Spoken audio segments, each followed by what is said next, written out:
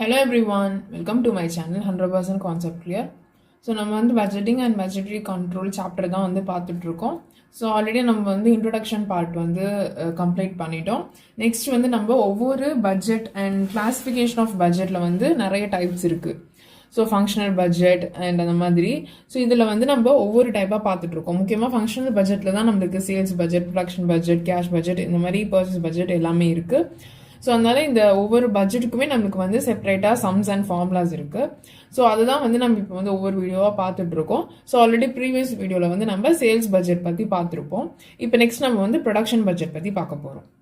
So இப்போ வந்து நம்ம ப்ரொடக்ஷன் பட்ஜெட்னா என்ன அப்படின்றது தியரட்டிக்கலாக பார்த்துடலாம். அதுக்கப்புறமா சம் வந்து நம்ம பார்க்கலாம். ஸோ இந்த ப்ரொடக்ஷன் பட்ஜெட் அப்படின்றது, so this budget is based on sales budget. So first நம்ம சேல்ஸ் பட்ஜெட்டில் அந்த ஒரு particular budgeted period, say for 1 month or 1 year, so அந்த 1 yearக்கோ இல்லை 1 monthக்கோ என்ன சேல் நடக்கும், நம்ம கம்பெனியில் நம்ம பிஸ்னஸில் எவ்வளோ சேல் ஆகும் அப்படின்றது வந்து நம்ம கண்டுபிடிச்சிருவோம். ஸோ அதுதான் வந்து நம்ம சேல்ஸ் பட்ஜெட்டில் பண்ணுவோம். இந்த ப்ரொடக்ஷன் பட்ஜெட் எதனால சேல்ஸ் பட்ஜெட்டை பேஸ் பண்ணி இருக்கு அப்படின்னா, ஸோ நம்ம அப்போ எவ்வளோ சேல் பண்ணுவோம் அப்படின்றதுக்கு ஏற்ற மாதிரி தானே நம்ம ப்ரொடக்ஷன் பண்ணுவோம். இப்போ நம்ம வந்து ஒரு 10,000 யூனிட்ஸ் வந்து நம்மளுக்கு இந்த ஃபர்ஸ்ட் மந்த்ல சேல் ஆகும் அப்படின்னு நம்ம வந்து எஸ்டிமேட் பண்ணுறோம் அப்படின்னா, அப்போ அந்த 10,000 யூனிட்ஸை நம்ம இங்கே வந்து ப்ரொடியூஸ் பண்ணணும். அண்ட் அதுக்கு மேலேயுமே நம்ம ப்ரொடியூஸ் பண்ணணும் தான். ஸோ அது எல்லாமே நம்ம வந்து சம்ஸ் பார்க்கும்போது நான் சொல்கிறேன். பட் அந்த ஓவரால் வியூ கொடுக்கறது, எவ்வளோ ப்ரொடியூஸ் பண்ணலாம் அப்படின்றது ஒரு வியூ கொடுக்கறது சேல்ஸ் பட்ஜெட்ல இருந்தால் தான் நம்ம வந்து எடுப்போம். ஸோ டேட்டாவை. அதனால தான் இந்த ப்ரொடக்ஷன் பட்ஜெட் வந்து சேல்ஸ் பட்ஜெட்டை பேஸ் பண்ணியிருக்கு அப்படின்னு சொல்கிறாங்க.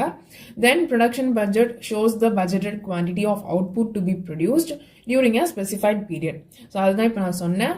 ஸோ அந்த ஸ்பெசிஃபைட் பீரியட், நம்ம என்ன பட்ஜெட் பீரியட் வந்து ஃபிக்ஸ் பண்ணுறோமோ அந்த ஒரு பர்டிகுலர் பீரியடுக்கு நம்ம எவ்வளோ குவான்டிட்டிஸ் வந்து ப்ரொடியூஸ் பண்ணணும் அப்படின்றத கண்டுபிடிக்கிறதுக்காக தான் இந்த ப்ரொடக்ஷன் பட்ஜெட் வந்து யூஸ் ஆகுது. நெக்ஸ்ட் இந்த ப்ரொடக்ஷன் பட்ஜெட்டில் வந்து 2 விஷயம் நமக்கு வந்து கண்டுபிடிக்கலாம். ஒன்று என்ன அப்படின்னா output for the period. So அதுதான் எவ்வளோ வந்து நம்ம அவுட்புட் அந்த ஒரு பீரியடில் பண்ணணும் அப்படின்றத கண்டுபிடிக்கலாம். அண்ட் இன்னொன்று என்ன அப்படின்னா and other showing the production cost. And இன்னொன்று என்ன அப்படின்னா அந்த ப்ரொடக்ஷன் பண்ணுற விஷயத்துக்கு எவ்வளோ காஸ்ட் வேணும். ஸோ அதையும் வந்து நம்ம இந்த ப்ரொடக்ஷன் பட்ஜெட்டில் வந்து கண்டுபிடிக்கலாம். நெக்ஸ்ட் இந்த ப்ரொடக்ஷன் பட்ஜெட் கண்டுபிடிக்கிறதுக்கு வந்து ஃபார்முலா, இதுதான் வந்து formula. Quantity to be produced is equal to budgeted sales plus desired closing stock minus estimated opening stock. So இதில் எதனால் நம்மளுக்கு இந்த க்ளோசிங் ஸ்டாக் வந்து ஆட் ஆகுது, எதனால் ஓப்பனிங் ஸ்டாக் வந்து மைனஸ் ஆகுது, ஸோ இது எல்லாமே சம் சால்வ் பண்ணும்போது நான் வந்து சொல்கிறேன். ஸோ இப்போ நம்ம தியரட்டிக்கலாக பார்த்துருவோம். இப்போ நெக்ஸ்ட் வந்து நம்ம சம் வந்து பார்க்கலாம். ஸோ கொஷின் பாருங்கள். You are required to prepare a production budget for the half year ending June 2000 for the following information. So நம்ம வந்து ப்ரொடக்ஷன் பட்ஜெட் வந்து ப்ரிப்பேர் பண்ண சொல்லியிருக்காங்க. அண்ட் நம்மளை வந்து ஹாஃப் இயருக்கு பண்ண போகுதுன்னு சொல்லியிருக்காங்க. ஸோ June 2000 வரைக்கும் ஸோ ஹாஃப் இயருக்கான ப்ரொடக்ஷன் பட்ஜெட் வந்து நம்ம க்ரியேட் பண்ணணும். அண்ட் நம்மளுக்கு இன்ஃபர்மேஷன்ஸ் வந்து கொடுத்துருக்காங்க. ப்ராடக்ட் பார்த்தீங்கன்னா 2 ப்ராடக்ட் இருக்குது. தென் பட்ஜெட்டட் சேல்ஸ் குவான்டிட்டி கொடுத்துட்டாங்க.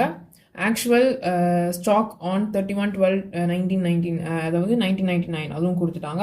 தென் டிசைர்டு ஸ்டாக் ஆன் 36/2000 அப்படின்றதையும் கொடுத்துட்டாங்க. ஸோ இப்போ ஃபர்ஸ்ட் இந்த 3 ஐட்டமுக்கும் என்னென்ன அர்த்தம் அப்படின்றத வந்து நம்ம பார்த்துடலாம். ஸோ இந்த பட்ஜெட்டட் சேல்ஸ் குவான்டிட்டி அப்படின்றது, ஸோ இதுதான் என்ன அப்படின்னா நம்ம வந்து சேல்ஸ் பட்ஜெட்ல இருந்து கொண்டு வர இன்ஃபர்மேஷன். ஸோ அப்போ அந்த சேல்ஸ் பட்ஜெட்டில் நம்மளுக்கு என்ன தெரிஞ்சிருக்கு அப்படின்னா ப்ராடக்ட் எஸ் வந்து ஹாஃப் இயருக்கு வந்து நம்மளுக்கு வந்து 20,000 யூனிட்ஸ் வந்து சேல் ஆகும். அண்ட் ப்ராடக்ட் டி பார்த்தீங்கன்னா ஹாஃப் இயருக்கு வந்து 50,000 யூனிட்ஸ் சேல் ஆகும் அப்படின்றது தான் நம்ம வந்து கண்டுபிடிச்சிருக்கோம். ஸோ அப்போ இப்போ இந்த இன்ஃபர்மேஷன் தான் என்ன அப்படின்னா நம்மளோட பட்ஜெட்டட் சேல்ஸ் குவான்டிட்டி. ஸோ நம்ம வந்து பட்ஜெட் பண்ணியிருக்கிற சேல்ஸ் குவான்டிட்டி தான் இது. ஆர் நம்ம எஸ்டிமேட்டட் சேல்ஸ் அப்படின்னும் சொல்லலாம். ஸோ நம்ம ஆல்ரெடியே நம்ம எஸ்டிமேட் பண்ணி வச்சிருக்க சேல்ஸ் இது.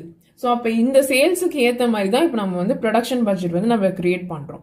ஸோ இப்போ எனக்கு 20,000 யூனிட்ஸ் சேல் ஆகுது அப்படின்னா அப்போ நான் 20,000 யூனிட்ஸ் தானே நான் வந்து ப்ரொடக்ஷன் பண்ணணும். அது வந்து டைரக்டாகவே தெரியுது இதில் என்ன நம்ம வந்து ஒரு பட்ஜெட்டாக கிரியேட் பண்ணுறோம் அப்படின்றது தான். அதுக்காக தான் இந்த 2 இன்ஃபர்மேஷன் வந்து கொடுத்துருக்காங்க. ஸோ நம்ம ஜஸ்ட் இந்த ஒரு இன்ஃபர்மேஷன் வச்சு மட்டுமே நம்மளால ப்ரொடக்ஷன் பட்ஜெட் வந்து ஃபைனலைஸ் பண்ண முடியாது. நெக்ஸ்ட் இந்த 2 இன்ஃபர்மேஷனுமே என்னன்னு பார்த்துட்டு தான் நம்ம ஃபைனலாக எவ்வளோ ப்ரொடியூஸ் பண்ணுறது அப்படின்றத ஃபைனலைஸ் பண்ண முடியும். அதுக்காக தான் இந்த 2 இன்ஃபர்மேஷன் கொடுத்துருக்காங்க. நெக்ஸ்ட் என்ன அப்படின்னா ஆக்சுவல் ஸ்டாக் ஆன் 31/12/1999. ஸோ இதுக்கு என்ன அர்த்தம் அப்படின்னா இங்கே வந்து உங்களுக்கு வந்து அவங்க வந்து இன்டைரக்டாக சொல்லியிருக்காங்க இது ஓப்பனிங் ஸ்டாக்கா க்ளோசிங் ஸ்டாக்கா அப்படின்றத நீங்கள் தான் கண்டுபிடிக்கணும் அந்த டேட் வச்சு. ஸோ இப்போ நம்மளை எந்த இயருக்கு கண்டுபிடிக்க சொல்கிறாங்க, ஜூன் 2000க்கு தான் கண்டுபிடிக்க சொல்கிறாங்க. ஆனால் இங்கே கொடுத்துருக்கிறது என்ன அப்படின்னா 31/12/1999. ஸோ அப்போ ப்ரீவியஸ் இயரோட அமௌண்ட் கொடுத்துருக்காங்க. அப்படின்னா என்ன அர்த்தம் அப்படின்னா இதுதான் வந்து ஓப்பனிங் ஸ்டாக் அப்படின்றது அர்த்தம். அதாவது எப்பயுமே போன இயரோட க்ளோசிங் ஸ்டாக் தான் நம்ம வந்து நெக்ஸ்ட் இயருக்கு வந்து ஓப்பனிங் ஸ்டாக்காக வந்து ட்ரான்ஸ்ஃபர் பண்ணுவோம். அதாவது போன இயருக்கு இப்போ அதாவது இப்போ இந்த 1999ல் என்னென்ன ஸ்டாக்லாம் சேல் ஆகாமல் இருக்குதோ அதுதான் வந்து நம்மளுக்கு க்ளோசிங் ஸ்டாக்காக லாஸ்ட்டில் வரும். ஸோ அந்த க்ளோசிங் ஸ்டாக்கை தான் நம்ம அந்த க்ளோசிங் ஸ்டாக் வந்து என்ன நம்ம தூக்கிய போட முடியும், எதுவும் பண்ண முடியாது. ஸோ அதை வந்து நம்ம நெக்ஸ்ட் இயருக்கு அதை அப்படியே நம்ம ட்ரான்ஸ்ஃபர் பண்ணி அதையும் வந்து நம்ம சேல் பண்ண ட்ரை பண்ணுவோம். ஸோ அதுதான் நம்மளுக்கு வந்து ஓப்பனிங் ஸ்டாக்காக நெக்ஸ்ட் இயருக்கு வந்து ட்ரான்ஸ்ஃபர் ஆகும். ஸோ அதனால தான் இப்போ இவங்க எண்ட் டேட் கொடுத்துருக்காங்க, அதுவும் போன இயரோட எண்ட் டேட் போட்டு. ஸோ நம்மளுக்கு 1999ல் இயர் எண்டில் இப்போ பார்த்தீங்கன்னா 4000 ஸ்டாக் வந்து கையில் இருந்திருக்கு. அப்போ அந்த 4000 ஸ்டாக் தான் நம்மளுக்கு 2000 ஜான் 2000ல் வந்து ஓப்பனிங் ஸ்டாக்காக இருக்கும். ஸோ அதுதான் இங்கே சொல்லியிருக்காங்க. ஸோ அப்போ இப்போ நமக்கு இங்கே கொடுத்துருக்க இன்ஃபர்மேஷன் என்ன அப்படின்னா ஓப்பனிங் ஸ்டாக்கோட இன்ஃபர்மேஷன். Next desired stock on 36/2000. So இது என்ன டேட் அப்படின்னு பார்த்தீங்கன்னா இதுதான் நம்மளோட எண்ட் டேட். ஸோ இந்த டேட்டுக்கு தான் நம்ம வந்து கண்டுபிடிக்கணும். ஸோ பார்த்தீங்கன்னா half year ending June 2000. So இந்த ஹாஃப் இயரோட ரேட் தான் இது. அதாவது இங்கே அவங்க என்ன சொல்ல வராங்க அப்படின்னா எனக்கு வந்து அந்த ஹாஃப் இயர் எண்ட் ஆகும்போது என் கையில் ஒரு 5,000 யூனிட்ஸ் இருக்கணும் அப்படின்றத அவங்க எதிர்பார்க்குறாங்க. ஸோ அதாவது சேல்ஸ் எல்லாம் போனதுக்கு அப்புறமா ஒரு 5,000 யூனிட்ஸ் என்கிட்ட இருந்தால் நல்லா இருக்கும் அப்படின்றத அவங்க கம்பெனியில் யோசிக்கிறாங்க. ஸோ அதனால தான் அதுக்கு டிசையர்ட் அப்படின்னு பேர் கொடுத்துருக்காங்க. ஸோ இப்போ வந்து நம்ம சொல்யூஷன் பார்க்கலாம். இதை பார்க்கும்போது உங்களுக்கு இந்த கான்செப்ட் வந்து இன்னும் கிளியராக புரியும். ஸோ சொல்யூஷன் பாருங்கள், இப்படி தான் நம்ம வந்து ஃபர்ஸ்ட் டைட்டில் வந்து கொடுத்துக்கணும். So production budget for the half year ending 30 June 2000 அப்படின்றது. நெக்ஸ்ட் பர்டிகுலர்ஸ், தென் ப்ராடக்ட் வந்து 2 ப்ராடக்ட் இருக்குது, S&T, தென் டோட்டல் அதுவுமே நம்ம போட்டிருக்கிறோம். நெக்ஸ்ட் சேல்ஸ் பட்ஜெட்டட், அதாவது பட்ஜெட்டட் சேல்ஸ் அது என்னது? எஸ் ப்ராடக்ட் வந்து 20,000 so 20,000 units and T product வந்து 50,000 யூனிட்ஸ். ஸோ அதையும் போட்டுட்டோம். தென் டோட்டல் அப்படின்றது இது ரெண்டுத்தையுமே நம்ம ஆட் பண்ணி 70,000 அப்படின்னு காட்டியிருக்கோம். நெக்ஸ்ட் என்ன பண்ணியிருக்காங்க அப்படின்னா ஸோ இது எதனால் ஆட் பண்ணியிருக்காங்க அப்படின்னா ஸோ இது எந்த அமௌண்ட் அப்படின்னா அது இந்த அமௌண்ட் தான், க்ளோசிங் ஸ்டாக் அமௌண்ட். அதாவது டிசைர்டு க்ளோசிங் ஸ்டாக். அதாவது ஜான் 1ல் வந்து அவங்களுக்கு 4,000 யூனிட்ஸ் அண்ட் 6,000 யூனிட்ஸ் கையில் இருக்குது. அதே மாதிரியே அந்த பீரியட் முடியும் போது என் கையில் கொஞ்சம் ஸ்டாக்ஸ் இருந்தால் நல்லாயிருக்கும். அது எதனால் அப்படின்னா இப்போ நம்ம 20,000க்கு தான் நம்ம சேல்ஸ் வந்து டிசைட் பண்ணி வச்சுருக்கோம். நம்மளுக்கு 20,000 யூனிட்ஸ் சேலும் ஆயிடுச்சு. ஒருவேளை எக்ஸ்ட்ராவாக நம்மளுக்கு கஸ்டமர்ஸ் வராங்க, இல்லைனா அந்த 20,000 யூனிட்ஸ்ல ஏதாவது ப்ராடக்ட் வந்து டேமேஜ் ஆயிடுச்சு அப்படின்னா அதை காம்பன்சேட் பண்ணுறதுக்கு நம்மளுக்கு கண்டிப்பாக பேக்கப்புக்கு வந்து கொஞ்சம் ப்ராடக்ட்ஸ் வந்து நம்ம ரெடி பண்ணி வச்சிருக்கணும். ஸோ அந்த ஒரு ஐடியாக்காக தான் இந்த க்ளோசிங் ஸ்டாக்கும் அவங்க வந்து கையில் கொஞ்சம் இருக்கணும் அப்படின்றத எதிர்பார்க்குறாங்க. அதுக்கு தான் முக்கியமாக இந்த க்ளோசிங் ஸ்டாக் வந்து கையில் எப்பயுமே பிஸ்னஸில் வந்து வச்சுப்பாங்க. எப்பயுமே எம்டி பண்ணி வைக்க மாட்டாங்க. ஏன்னா அப்போ வந்து அவுட் ஆஃப் ஸ்டாக் ரேஞ்சுக்கு போயிடும். ஸோ அப்படி இருந்தால் நம்மளோட கஸ்டமர்ஸ் நம்மக்கிட்ட வரவங்க வேற எங்கேயாவது போயிடுவாங்க. அதனால கொஞ்சம் ஸ்டாக்ஸ் வந்து எப்பயுமே அவங்க கையில் வச்சுப்பாங்க. அவங்களோட சேல்ஸை தாண்டி இன்னும் கொஞ்சம் ஸ்டாக் வந்து எக்ஸ்ட்ராவாக கையில் வச்சுப்பாங்க. அதுதான் வந்து ஸோ அதுதான் இவங்க என்ன பண்ணுறாங்க அப்படின்னா டிசைர்டு க்ளோசிங் ஸ்டாக். ஸோ அந்த ஒரு பீரியட் எண்டிங்கில் என் கையில் வந்து 5,000 யூனிட்ஸ் இருக்கணும் அண்ட் 10,000 யூனிட்ஸ் இருக்கணும் அப்படின்றத எதிர்பார்க்குறாங்க.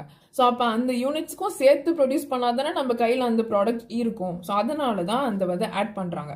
ஸோ அப்போ அதாவது அவங்க ஆக்சுவலாக நம்ம பட்ஜெட் பண்ணி சேல்ஸ் பட்ஜெட்டில் நம்மளுக்கு வந்து 20,000 யூனிட்ஸ் தான் நம்மளுக்கு இந்த ஹாஃப் இயரில் சேல் ஆகும் அப்படின்றத கண்டுபிடிச்சிருக்கோம். ஸோ அந்த அமௌண்ட் ப்ளஸ் அவங்க அந்த பீரியட் எண்டில் அவங்களுக்கு பேக்கப்புக்கு ஒரு 5,000 யூனிட்ஸும் கையில் வேணும் அப்படின்றத எதிர்பார்க்குறாங்க. ஸோ அப்போ அந்த ரெண்டுத்தையுமே ஆட் பண்ணுறோம். அப்போ தான் நம்மளுக்கு வந்து என்ன அப்படின்னா நம்ம டோட்டலாக இப்போ பார்த்தீங்கன்னா 25 யூனிட்ஸுக்கு வந்து நம்ம ப்ரொடியூஸ் பண்ண போகிறோம். ஸோ 25 யூனிட்ஸ் தான் அப்போ பார்த்தீங்கன்னா ஃபைனலாக நம்மளுக்கு வந்து தேவைப்படுற அமௌண்ட்டு. இதில் இன்னொன்று நெக்ஸ்ட் என்ன அப்படின்னா ஓப்பனிங் ஸ்டாக் இந்த ஐட்டம். இது என்ன அப்படின்னா இப்போ நம்மளுக்கு வந்து 25,000 யூனிட்ஸ் வேணும், அது ஓகே. ஆல்ரெடி நம்ம கிட்ட ஏதாவது யூனிட்ஸ் இருக்கா அப்படின்றது தான் இந்த ஓப்பனிங் ஸ்டாக். ஸோ அப்போ ஆல்ரெடி இருக்கிறத மைனஸ் பண்ணிட்டா அப்போ நம்ம அதை ப்ரொடியூஸ் பண்ண வேணாம். நெக்ஸ்ட் பேலன்ஸ் எவ்வளோ இருக்கோ அதை மட்டும் ப்ரொடியூஸ் பண்ணிக்கலாம். அதனால தான் இந்த ஓப்பனிங் ஸ்டாக் வந்து மைனஸ் ஆகுது. ஏன்னா ஓப்பனிங் ஸ்டாக் அப்படின்றது ஆல்ரெடி நம்ம கிட்ட இருக்கிற ஒரு யூனிட் தான். ஸோ ஆல்ரெடி இருக்கிறத நம்ம வந்து கண்டிப்பாக இப்போ நம்ம 25,000 ப்ரொடியூஸ் பண்ணணும். ஆல்ரெடி 4,000 யூனிட்ஸ் வந்து ப்ரொடியூஸ் பண்ணது இருக்குது. ஸோ அப்போ அதை மைனஸ் பண்ணும்போது நம்மளுக்கு 21,000 தான் நம்மளோட ஃபைனலாக குவான்டிட்டி டு பி ப்ரொடியூஸ்ட் அப்படின்றதுல வருது. ஸோ ரொம்பவே ஈஸியான கான்செப்ட் தான். ஜஸ்ட்டு நம்ம இங்கே ஒன்று ஆட் பண்ணுறோம், ஒன்று தான் மைனஸ் பண்ணுறோம். எதனால இதை ஆட் பண்ணுறோம், எதனால இதை மைனஸ் பண்ணுறோம் அப்படின்றத மட்டும் புரிஞ்சுக்கோங்க. ஸோ அதுவுமே ரொம்ப ஈஸியான கான்செப்ட் தான். எதனால ஆட் பண்ணுறோம் அப்படின்னா, பிகாஸ் நம்மளோட சேல்ஸ் வந்து 20,000 யூனிட்ஸ் வந்து நம்ம சேல் நடக்கும். ஸோ அதுக்கு நம்ம ப்ரொடியூஸ் பண்ணணும். அது கூடவே 5,000 யூனிட்ஸ் வந்து எனக்கு பேக்கப்புக்கு வேணும். அதனால அதுக்குமே நம்ம வந்து சேர்த்து ப்ரொடியூஸ் பண்ணுறோம். ஸோ அப்போ 25,000 வருது. ஸோ இந்த 25,000ல் ஆல்ரெடி என்கிட்ட 4,000 வந்து ஓப்பனிங் ஸ்டாக்காக கையில் இருக்குது. போன வருஷத்தோட ப்ராடக்ட், அதாவது ஃபினிஷ்டு கூட்ஸ் வந்து ஆல்ரெடி என்கிட்ட ஒரு 4,000 இருக்குது. அப்போ நான் அதை ப்ரொடியூஸ் பண்ண வேணாம். அதனால தான் அதை மைனஸ் பண்ணுறோம். ஸோ இது ரொம்பவே ஈஸியான கான்செப்ட் தான். ஸோ இதை மட்டும் நீங்கள் வந்து பார்த்துக்கோங்க. நெக்ஸ்ட்டு டீ ப்ராடக்ட்டுக்குமே அதே மாதிரியே பண்ணிக்கிறாங்க. தென் இதை டோட்டலுக்கு வந்து ஜஸ்ட் இது எல்லாமே ஆட் பண்ணி டோட்டலாகவும் காட்டிக்கிறாங்க. ஸோ உங்களுக்கு சம்டைம்ஸ் கொஸ்டினில் இந்த மாதிரி டேரெக்டாக இது என்னது அப்படின்றத கொடுக்காம இயர் வந்து உங்களுக்கு கொடுப்பாங்க. ஸோ இதை வச்சு தான் நீங்கள் வந்து இது ஓப்பனிங்காக க்ளோசிங்காக அப்படின்றத கண்டுபிடிக்கணும். இல்லைனா சம்டைம்ஸ் வந்து அவங்களே வந்து கொடுத்துருவாங்க டேரெக்டாகவே. இது வந்து க்ளோசிங் ஸ்டாக் அமௌண்ட்டு, இது வந்து ஓப்பனிங் ஸ்டாக் அமௌண்ட், இது வந்து க்ளோசிங் ஸ்டாக் அமௌண்ட் அப்படின்னு அப்படி கொடுத்தாங்கன்னா பிரச்சனை இல்லை, நீங்கள் எடுத்து போட்டுடலாம். ஒருவேளை அந்த மாதிரி கொடுக்கல அப்படின்னா இந்த டேட்டை மட்டும் வச்சு கொஞ்சம் கேர்ஃபுல்லாக பார்த்துக்கோங்க. ஏன்னா இந்த டேட் பார்க்கும்போது இது வந்து எண்ட் டேட்டு. ஸோ அப்போ இது வந்து க்ளோசிங் ஸ்டாக், இதுதான் வந்து ஹாஃப் இயருக்கு வந்து ஸ்டார்டிங்கில் இருக்குது. அப்போ இது வந்து ஓப்பனிங் ஸ்டாக் அப்படின்னு நம்ம வந்து யோசிக்க சான்ஸ் இருக்குது. ஆனால் நீங்கள் இயர் பாருங்கள், 1999. ஸோ போன இயரோட அமௌண்ட் தான் இங்கே கொடுத்துருக்காங்க. அப்போ போன இயரோட அமௌண்ட் தான் இந்த இயருக்கு வந்து நம்மளுக்கு ஓப்பனிங் ஸ்டாக்காக உள்ளே வரும். நெக்ஸ்ட் க்ளோசிங் ஸ்டாக் அப்படின்றது அதுவும் பேர் பாருங்க, டிசையர்டு. ஸோ அவங்க இந்த ஹாஃப் இயர் எண்டில் இவ்வளோ அமௌண்ட் அவங்க கையில் இருக்கணும் அப்படின்றத எதிர்பார்க்குறாங்க. அதனால தான் அந்த வேர்ட் யூஸ் பண்ணியிருக்காங்க. ஸோ இந்த மாதிரி இந்த வேர்டிங் அண்ட் டேட் வச்சு எது ஓப்பனிங் ஸ்டாக் எது க்ளோசிங் ஸ்டாக் அப்படின்றத கரெக்டாக கண்டுபிடிச்சிக்கோங்க. ஸோ அந்த கான்செப்டால தான் இது வந்து ஆட் ஆகுது, இது வந்து மைனஸ் ஆகுது. ஸோ இதுதான் வந்து ப்ரொடக்ஷன் பட்ஜெட். ஸோ அப்போ எவ்வளோ ப்ரொடியூஸ் பண்ணணும் அப்படின்றது வந்து நம்ம கண்டுபிடிச்சிருக்கோம். இந்த வீடியோவில் ஏதாவது டவுட் இருந்தால் அதை கமெண்ட் செக்ஷனில் கேளுங்க. உங்களுக்கு இந்த வீடியோ யூஸ்ஃபுல்லாக இருந்தால் லைக் பண்ணிவிட்டு அப்படியே உங்கள் ஃப்ரெண்ட்ஸ்க்கும் ஷேர் பண்ணி அவங்களும் கான்செப்ட் ஈஸியாக புரிஞ்சுக்க ஹெல்ப் பண்ணுங்கள். அண்ட் இந்த மாதிரி நிறைய ரிலேட்டட் டாபிக்ஸ் பார்க்கணுன்னு நினச்சிங்கன்னா மறக்காமல் நம்ம சேனலை சப்ஸ்கிரைப் பண்ணிவிடுங்க. தேங்க்யூ ஃபார் வாட்சிங்.